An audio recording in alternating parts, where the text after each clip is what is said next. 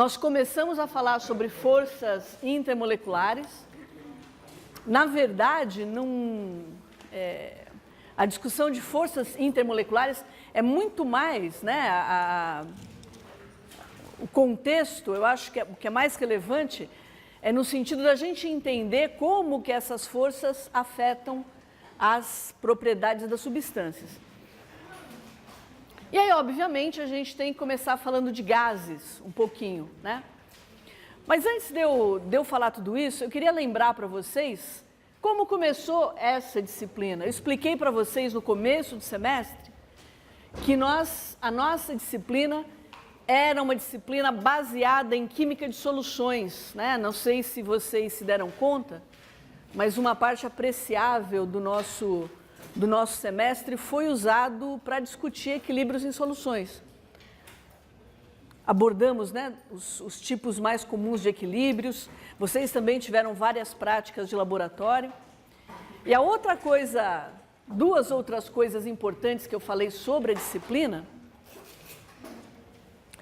é que que nós iríamos tentar o tempo todo fazer correlação com das propriedades microscópicas com propriedades macroscópicas da matéria, né? E eu tentei fazer isso o semestre inteiro. Em algumas situações, obviamente, é mais difícil fazer isso, porque muitas vezes a gente está discutindo aspectos que são mais conceituais, né, de ligação, enfim. Hoje a gente vai continuar com essa abordagem, né, relacionando.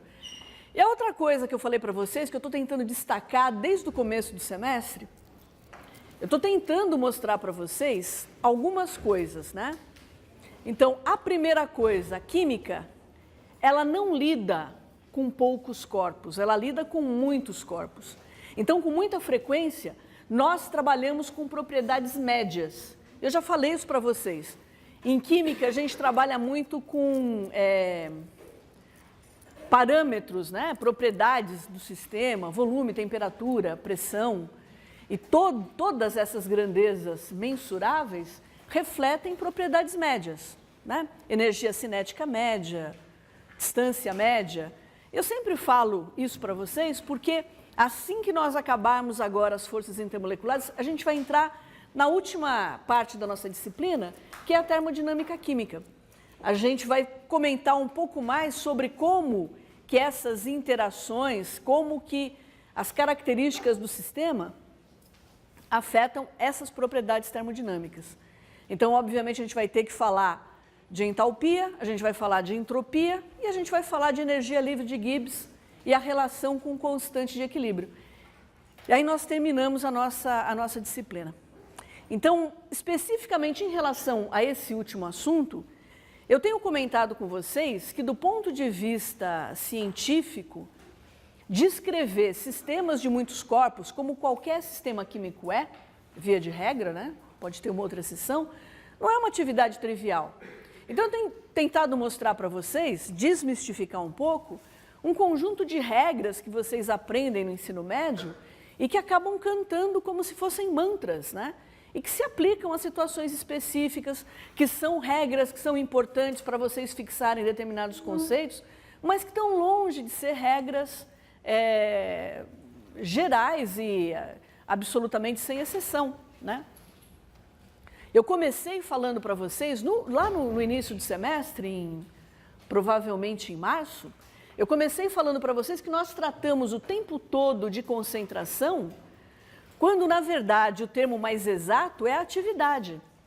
Nós lidamos com concentração mais ou menos assim, olha, para o meu sistema, tanto faz se eu tenho uma partícula, uma molécula, um íon, por metro cúbico, como se eu tiver 1 bilhão de partículas por metro cúbico, né? Eu estou exagerando o volume, né? Mas tanto faz se eu tiver, por exemplo, uma partícula só num volume grande como esse, como se eu tiver esse número de partículas que a gente tem aqui na sala, nesse mesmo volume. É claro que existe uma interação entre as partículas, e é claro que eu não posso simplesmente contar íons, né? Mas a gente trabalha dessa forma. Por quê? Porque é válido para soluções diluídas, né? A gente pode escrever que a concentração ela depende, ela é proporcional a essa atividade. E para soluções diluídas, a atividade é igual à concentração. Então, por que eu vou ficar discutindo com vocês num curso de Química Geral? Vocês acabaram de entrar na universidade, por que eu vou discutir tudo em termos de atividade? Mais simples discutir em termos de concentração. Mas é importante vocês terem isso claro, porque lá na hora de trabalhar com pH, falei para vocês, né? O pH a gente sempre usa como menos o logaritmo da concentração hidrogeniônica, né? Mas eu também já falei que, na verdade, ali no lugar daquela concentração de H+, ou H3O+, tem que ir a atividade do íon H+, ou do íon H3O+. E essa atividade depende da força iônica do meio. Então, se eu tiver, por exemplo, eu tenho uma certa concentração de HCl em água, né? Eu tenho lá uma solução de ácido hidroclorídrico. Se eu só tiver o ácido hidroclorídrico, eu meço o pH, vou ter um valor de referência, mas se nessa mesma solução eu colocar íons que não tem nada a ver, não produzem H+, não sofrem hidrólise, só aumentam a força, aumentam a quantidade de íons que eu tenho no meio naquele momento, o pH que eu vou medir já não vai ser mais o mesmo, ele é afetado pela força iônica. Então, eu não posso simplesmente discutir em termos de concentração de H+, porque ela continua igual. Então, são esses detalhes que eu venho discutindo com vocês ao longo de todo o tempo, né?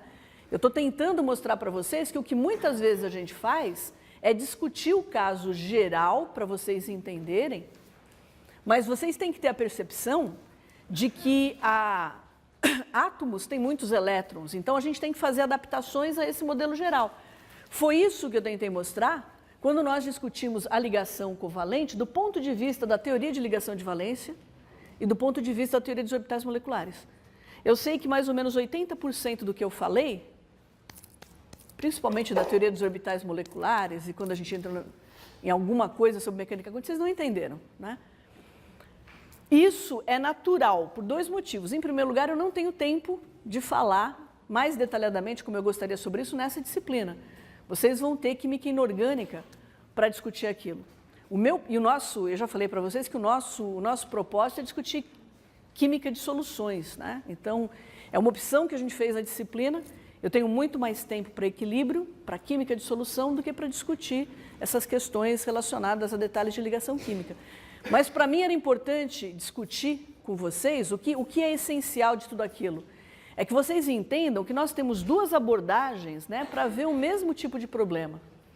Que nenhuma das duas abordagens é perfeita, mas que tenta levar em consideração as características, né, as peculiaridades dos átomos que a gente está estudando.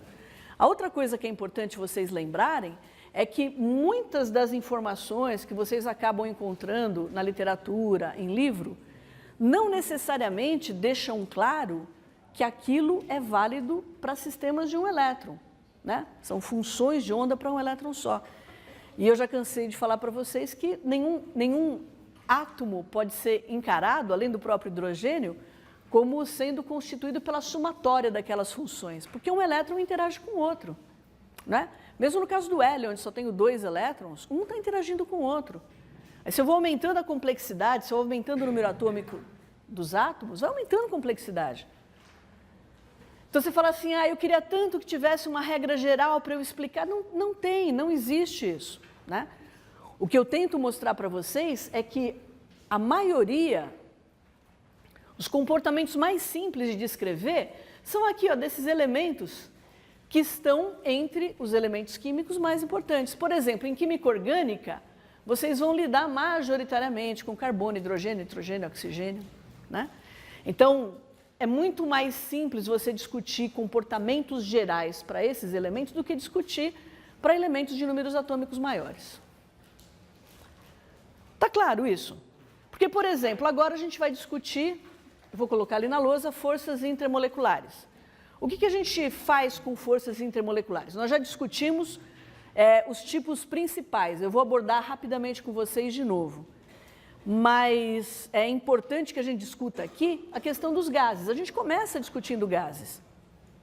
E o que eu faço com gases? Eu pego a equação mais simples, que é a mais geral. Vale sempre? Não, não vale. Ela tem um monte de problema? Tem. Eu posso pegar essa equação e aplicar correções nela. Se vocês pararem para pensar, foi isso que nós fizemos em várias situações que eu expus para vocês. Tá certo? Então, hoje o nosso assunto é forças intermoleculares.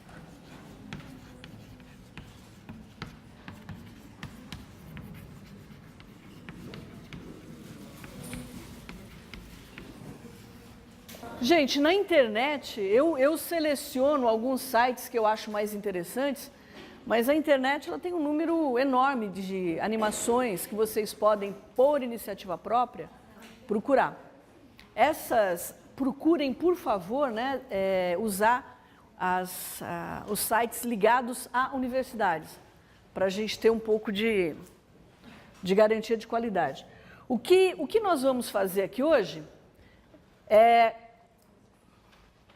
rever a história, né, das interações do tipo de polo,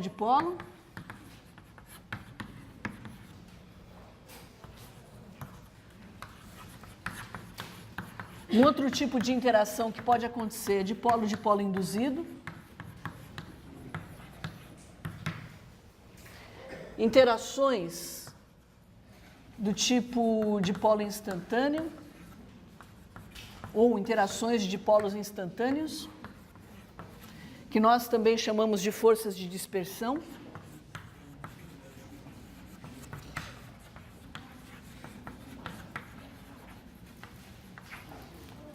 Ou forças de London.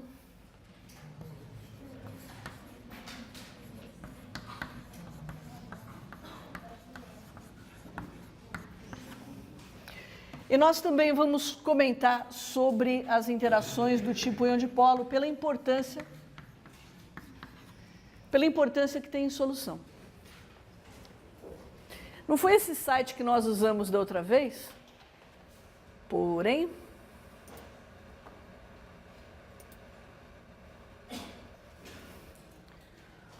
eles servem para a gente. Tomando em conta a separação das cargas positivas e negativas, essa distância aqui é a distância que eu uso. E a carga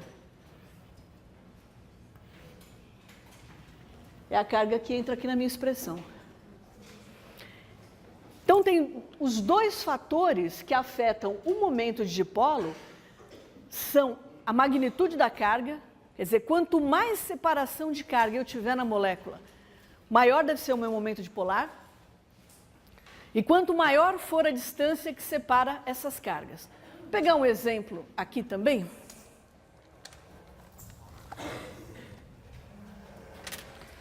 pegar um exemplo aqui na internet.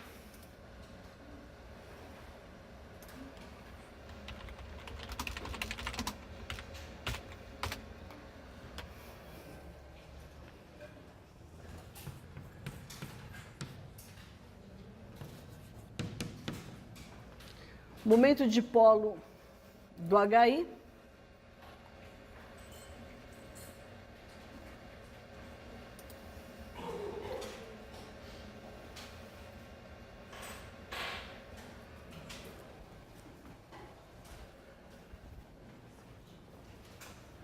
A unidade é o Debye. O momento de dipolo do HI é 0,42. Eu vou pegar o outro extremo da tabela, tá? O HCl.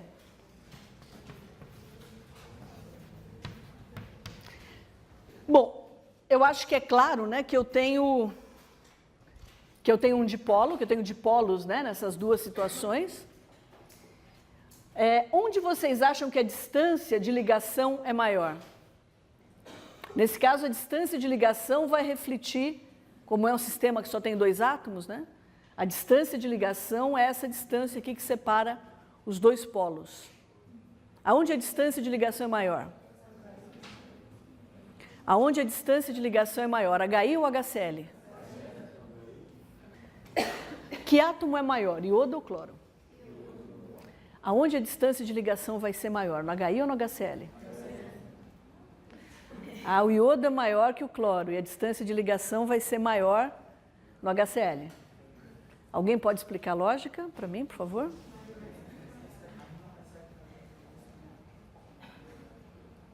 Alguém que falou HCl pode explicar a lógica para mim? Eu não entendi. Se o iodo é maior que o cloro, como é que a distância de ligação hidrogênio-cloro pode ser maior que a distância de ligação hidrogênio-iodo?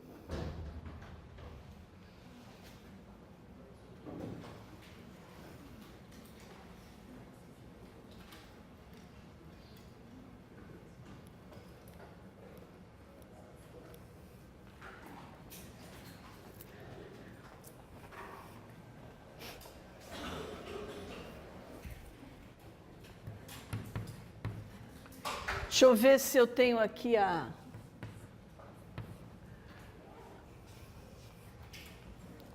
unidade by tem o símbolo é um D maiúsculo.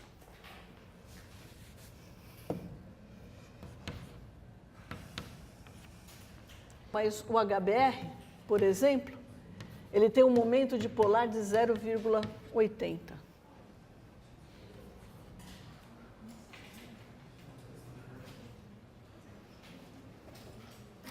Então, eu estou aqui, cloro, bromo, iodo.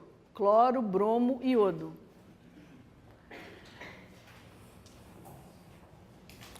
Aonde vocês acham que a carga vai ser maior? No HCl, no HBr ou no HI? Eu vou deixar o HBr de lado, porque é óbvio que ele está numa situação intermediária. Vamos olhar HI e HCl só. Quem vai determinar a magnitude da carga? Vou mudar um pouquinho a...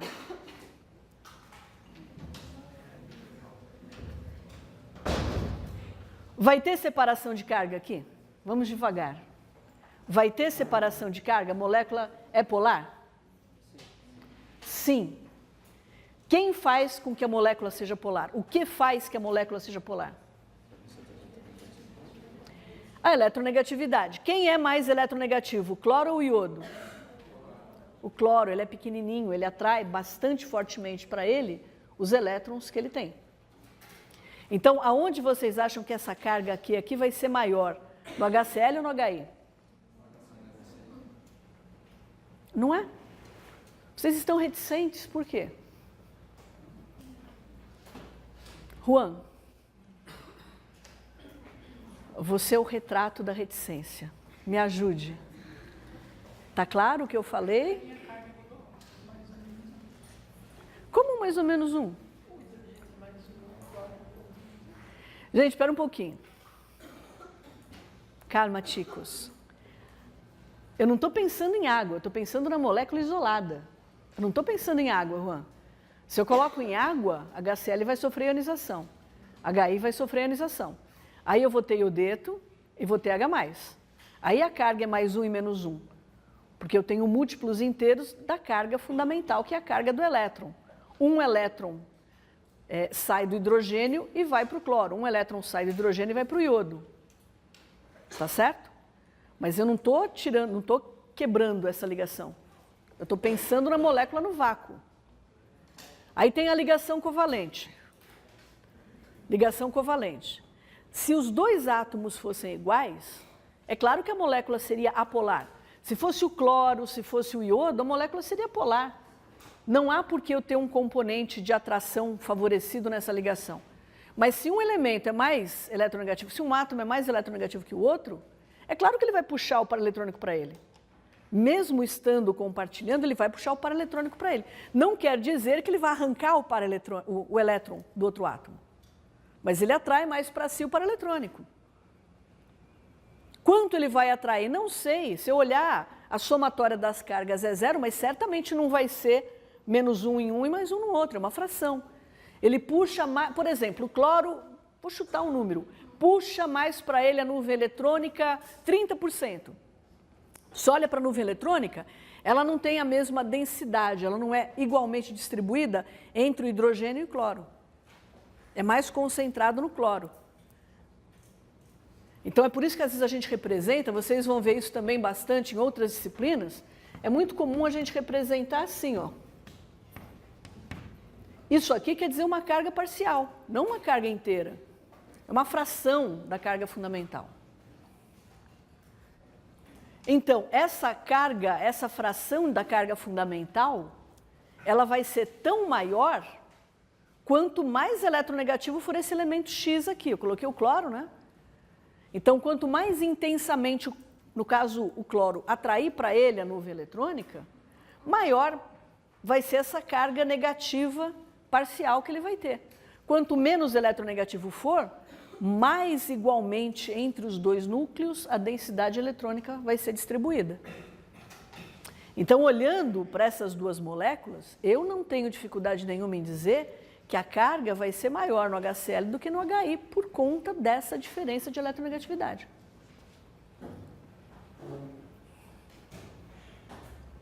Mesmo? Sim ou não? Tudo bom, Gabriel? Gente, alguma dúvida? Isso para mim é muito claro. Então, eu tenho uma tendência a meio atropelar. É claro isso, não é?